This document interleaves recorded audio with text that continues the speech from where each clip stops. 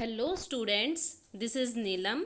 Dear students, आज की अपनी इस वीडियो में हम कवर करने वाले हैं क्लास 7th से हमारा चैप्टर 8 है, जिसमें हम ए सर्ट इन द मार्केट के बारे में कवर करेंगे।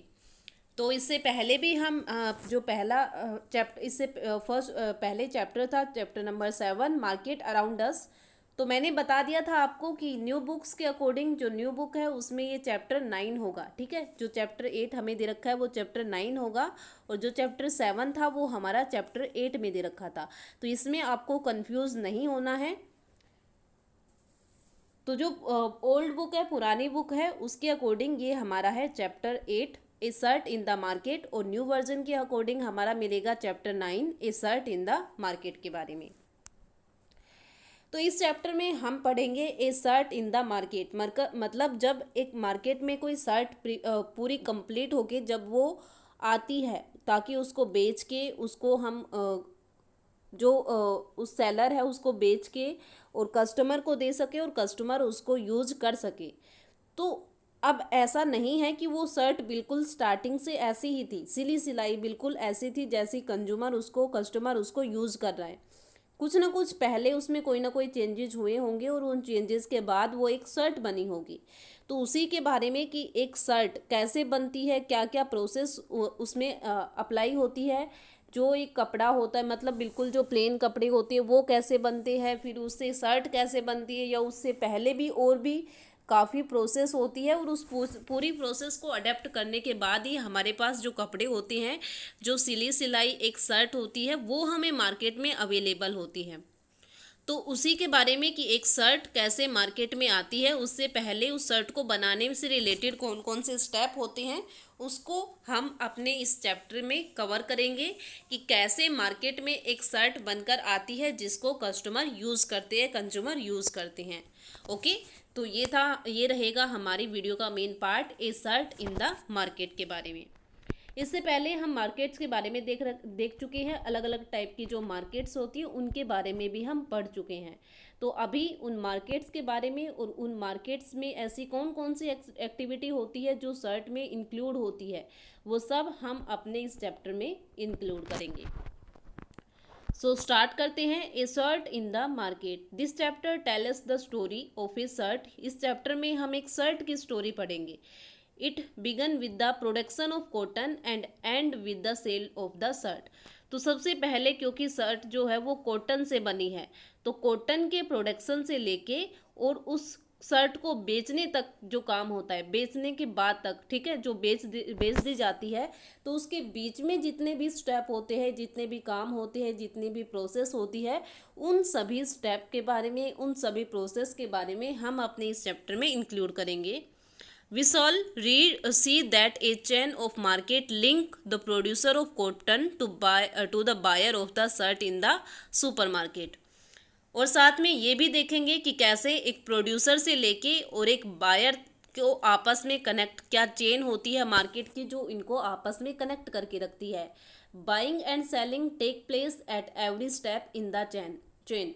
हर चेन पे, हर स्टेप पे बाइंग और सेलिंग होती है। Does everyone benefit equally from this? क्या इससे सभी को इक्वली बेनिफिट मिलता है? जो सेलिंग परचेजिंग होती है उनसे सभी को इक्वली बेनिफिट मिलता है। और do some people benefit more than other? या कुछ ऐसे होते जिनको ज़्यादा बेनिफिट मिलता है और कुछ ऐसे होते जिनको कम बेनिफिट मिलता है। We shall find out. ये सब हम इस चैप्टर को पढ़ने के बाद पता कर सकते हैं। इस चैप्टर में ये सब हमें दे रखा है। तो उन्हीं स्टेप में हमारे पास सबसे फर्स्ट आता है एक कॉटन फार्मर इन करनूल। तो करनूल में एक कॉटन फार्मर है, वो हमारी जो प्रोसेस है उसका सबसे पहला स्टेप है। क्योंकि जो शर्ट होती है वो किससे बनती है? कॉटन से बनती है। और कॉटन को कौन प्रोड्यूस करता है? फार्मर करते हैं। तो उसी के बारे में कि फार्मर कैसे कॉटन को प्रोड्यूस करते हैं, कैसे उसको दूसरे जो ट्रेडर्स होते हैं उनको सेल करते हैं। तो इसके बारे में हम इस पार्ट में कवर करेंगे।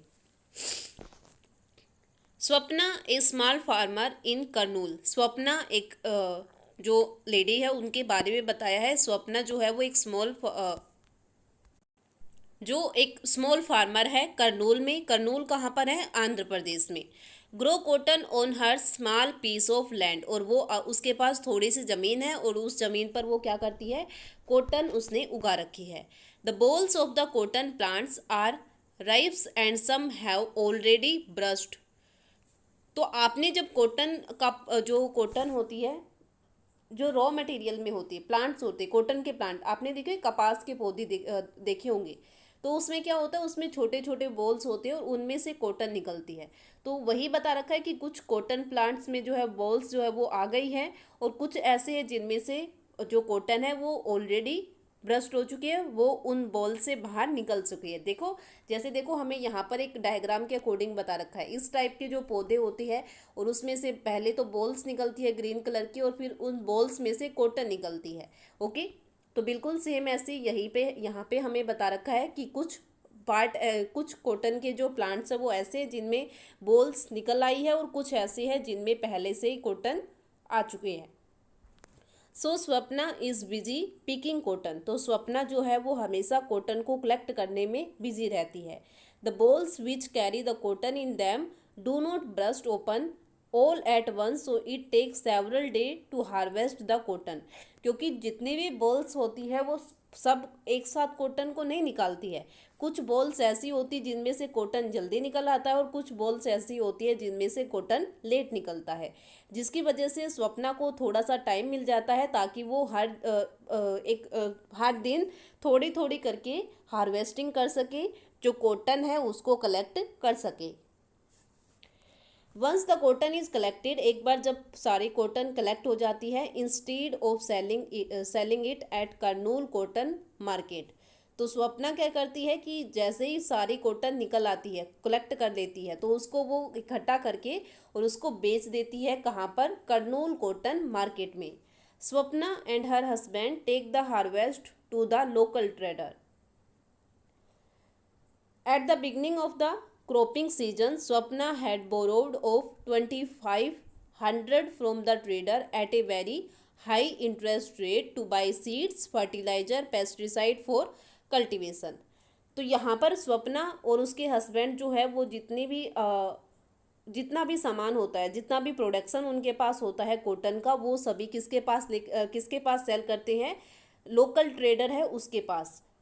और क्यों करते हैं, उसी को क्यों करते हैं, किसी और क्यों नहीं करते, क्योंकि जब उन्होंने क्रॉपिंग सीजन स्टार्ट हुआ था, जब उन्होंने कॉटन जो है वो उनके प्लांट्स उगाए थे, स्टार्टिंग में जब उन्होंने कल्टीवेशन स्टार्ट किया था, तो उस टाइम स्वप्ना ने 2500 रुपये 2500 रुपीज़ क्या किए थे, बोरोड, मतलब लोन लिया था, उधार लिया था उस ट्रेडर से, और वो भी काफ़ी ज़्यादा हाई इंटरेस्ट रेट पर, ताकि वो सीड्स खरीद सके, फर्टिलाइज़र खरीद सके, पेस्टिसाइड्स खरीद सके और कपास उगा सके। इसलिए उसने 2500 रुपये उस लोकल ट्रेडर से लोन लिया था, उधार लिए थे।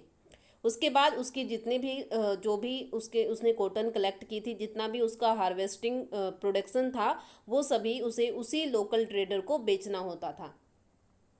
At that time, the local trader made Swapna agree to another condition. He made her promise to sell all her cotton to him.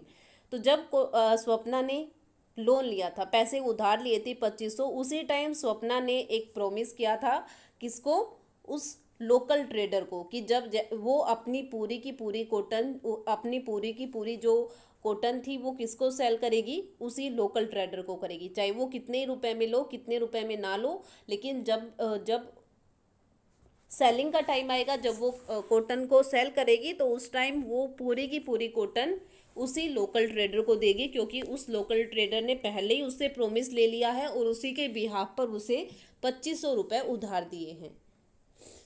तो इसलिए स्वप्ना जो है वो अब बर्डन में है, अब उसको अपनी जो जितना भी प्रोडक्शन है वो सभी बेचना पड़ेगा उसी लोकल ट्रेडर को, चाहे वो कम रुपए में ही क्यों ना ले। Cultivation of cotton required high level of inputs such as fertilizer and pesticide, and the farmers have to incur heavy expenses on account of these. Cotton का जो कल्टीवेशन होता है, जब इसको उगाया जाता है तो इसको काफ़ी ज़्यादा इसमें इनपुट डाले जाते हैं, फर्टिलाइज़र डाले जाते हैं, पेस्टिसाइड्स डाले जाते हैं, और इसलिए फार्मर इस पर काफ़ी ज़्यादा खर्चा करता है, उसके काफ़ी ज़्यादा खर्चे हो जाते हैं। Most often the small farmer need to borrow money to meet these expenses. और जो छोटे फार्मर होते हैं, क्योंकि उनके पास ज़्यादा रुपए नहीं होते, इसलिए वो रुपए उधार लेते हैं ताकि वो इतने ज़्यादा एक्सपेंसेस को कवर कर सके। At the trader yard, two of his man weigh the bag of cotton. फिर यहाँ पर बता रखा है कि वो लोन तो ले लेते हैं, फिर उसके बाद वो उनसे पहले ही प्रोमिस ले लेते हैं कि इस लोन के बदले में वो अपनी पूरी की पूरी कॉटन उन्हीं को ही सेल करेंगे, उन्हीं ट्रेडर्स को सेल करेंगे, बेचेंगे। तो ट्रेडर्स के पास जो अपने बैग लेके आते हैं, स्वप्ना और उसके हस्बैंड अपना पूरा जो कॉटन प्रोड्यूस किया है वो कॉटन उनके पास लेके आते हैं एट ए प्राइस ऑफ ₹1500 पर क्विंटल। और प्राइस क्या है, वो ट्रेडर किस रेट पर लेगा, 1500 पर क्विंटल। मतलब एक क्विंटल जो कॉटन होगी उसके कितने रुपए होंगे, 1500। The cotton fetches of ₹6000। तो टोटल जो उनकी कॉटन थी वो टोटल कितने रुपए की बनी, उनकी 6000 रुपए की। The trader deduct ₹3000 for repayment of loan. उसमें से जो 3000 रुपये है उसने वो लोन लिया था, ठीक है, हमने देखा ना अभी 2500 रुपये का लोन लिया था, और उसके ऊपर उसने 500 रुपये इंटरेस्ट के लगा दिए। तो टोटल 3000 रुपये उसने उसमें से रख लिए 6000 में से, और बाकी के जो 3000 थे वो स्वप्ना को पे कर दिए, ठीक है। तो मतलब देखो उसके पास बनने तो टोटल तो रुपए, उसकी कॉटन जो थी वो 6000 रुपये में बिकी, लेकिन 3000 रुपये क्योंकि उसने पहले से लोन ले रखा था, उस लोन और उसके ऊपर जो इंटरेस्ट लगा, उसके ऊपर जो ब्याज लगा उसका दे दिया, और बाकी के जो 3000 रुपये बचे वो ट्रेडर ने स्वप्ना को पे कर दिए थे। तो स्वप्ना को ओनली कितने रुपए मिले, 3000 रुपये मिले अपनी पूरी कॉटन के लिए। ओके, तो स्वप्ना ₹3000। तो स्वप्ना बोलती है इस पर कि ओनली 3000 रुपये, मतलब मैंने इतनी ज़्यादा कॉटन आपको दी है और इसके बदले में आप ओनली 3000 रुपये मुझे दे रहे हो। तो ट्रेडर इस पर क्या कह रहा है, कॉटन इज सेलिंग चीप। मतलब कॉटन जो है उसकी जो बिक्री होती है वो बहुत ही कम रेट पर होती है। This is a lot of cotton in the market, क्योंकि मार्केट में बहुत ज़्यादा कॉटन इस टाइम है, इसकी वजह से कॉटन के रेट जो है वो बहुत कम है। तो स्वप्ना बोलती है I have toiled so hard for 4 month to grow this cotton. तो स्वप्ना बोलती है कि इस कॉटन के लिए मैंने 4 महीने बहुत ज़्यादा मेहनत की है, तब जाकर मुझे ये कॉटन मिली है। You can see how fine and clean the cotton on this time. I have hope to get a much better price. और मैं देख सकती हूँ, मुझे इतना तो पता है कि आपने जो इस टाइम प्राइस लगाया है, जो आपने इस टाइम जो इसका रेट लगाया है वो आपने बहुत कम लगाया है। ये बहुत ज़्यादा इन फ्यूचर ये बहुत ज़्यादा होने वाला है, जो कॉटन का रेट है वो और ज़्यादा होगा, इसलिए आप मुझे ओनली 3000 रुपये देकर ना देकर और भी दे। तो इस पर ट्रेडर क्या बोलता है, अम्मा आई एम गिविंग यू एक गुड प्राइस। तो वो बोलते हैं हाँ कि तो वो बोलते कि नहीं, मैंने आपको पहले ही अच्छे रेट पर अच्छा रेट दिया है। Other trader are not even playing this much. जो अगर आप दूसरे ट्रेडर के पास भी लेके जाओगे ना तो भी वो आपको इतने नहीं देंगे, मैंने आपको सही से लगाई है। You can check at the Kurnool market if you do not believe me. आप कर्नूल मार्केट में जाकर चेक कर सकते हो अगर आपको मुझ पर बिलीव नहीं है। तो ये बात कहता है ट्रेडर। तो स्वप्ना इस पर क्या कहती है, डोंट बी एंग्री, आप गुस्सा मत होइए। How can I doubt you, I had only hope that we would earn enough for the from the cotton crop to last us a few month. तो वो बोलती है कि आप गुस्सा मत हो, मैं तो बस इसलिए कर रही हूँ क्योंकि मैंने सोचा था कि इस साल मैं कॉटन से थोड़े बहुत रुपए कमा लूँगी, अपने से उसमें से कुछ सेविंग कर लूँगी। तो Sapna know that cotton will sell for at least ₹1800 per quintal. क्योंकि सपना को जो स्वप्ना है उसको पता है कि मार्केट में इस टाइम कम से कम 1800 पर क्विंटल जो है वो कॉटन का रेट है। सी डजंट आर्ग्यू फर्दर, और वो और ज़्यादा इस आर्ग्यू को जो उनके बीच में मतभेद हो रहा था, जो झगड़ा हो रहा था, उसको नहीं बढ़ाना चाहती थी। The trader is a powerful man in the village, क्योंकि जो ट्रेडर था वो काफ़ी पावरफुल मैन था उस विलेज का। And the farmer have to depend on him for loan, और जो फार्मर्स होते थे वो उसी के ऊपर डिपेंड होते थे क्योंकि वो लोगों को लोन देता था। Not only for the cultivation but also to meet other exigencies such as illness, children school fees. Only cultivation के लिए, बल्कि हमें अगर अपने और भी खर्चे पूरे करने हैं तो उसके लिए भी वो ट्रेडर हमें लोन देता था। जैसे अगर कोई बीमार हो जाता था, बच्चों की स्कूल की फ़ीस भरनी है, तो उसके लिए भी वो हमें लोन दे देता था। Also, there are time in the year where there is no work and no income for the farmer, so borrowing money is the only mean to be survival। और इस टाइम, क्योंकि अब जो है वो काम ख़त्म हो चुका है, कोई भी काम नहीं बचा है, फार्मर्स के पास कोई इनकम नहीं होगी, इसलिए वो पैसे उधार लेंगे और फिर अपने आप की अपनी लाइफ को आगे सर्वाइव करेंगे। इसलिए वो आर्ग्यूमेंट नहीं करना चाहती थी उस ट्रेडर से, क्योंकि वही ट्रेडर था जो उनको लोन देता था और जो उनको उधार में पैसे देता था। Swapna earning from cotton cultivation is barely more than that she might have earned as a wage laborer। तो स्वप्ना ने जो कल्टीवेशन किया कॉटन का, उससे जो उसकी अर्निंग हुई वो अर्निंग, और जो अगर वो एक वेजिस लेबरर काम करती तो उसके मुकाबले वो सही थी।